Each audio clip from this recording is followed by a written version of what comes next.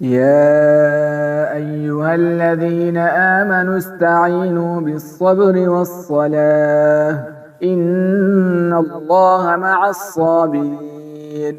ولا تقولوا لمن يقتل في سبيل الله أموات بل أحياء ولكن لا تشعرون.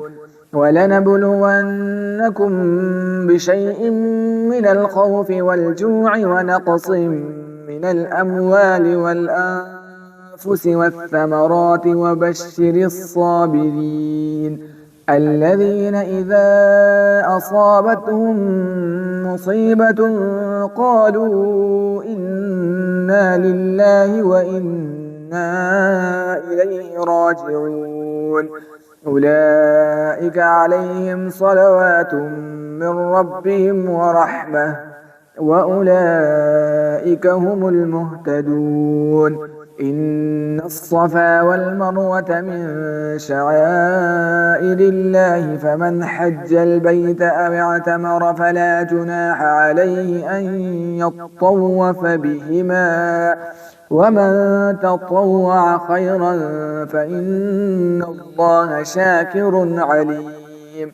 إن الذين يكتمون ما أنزلنا من البينات والهدى من بعد ما بيناه للناس في الكتاب أولئك يلعنهم الله ويلعنهم اللاعنون إلا الذين تابوا وأصلحوا وبينوا فأولئك أتوب عليهم وأنا التواب الرحيم.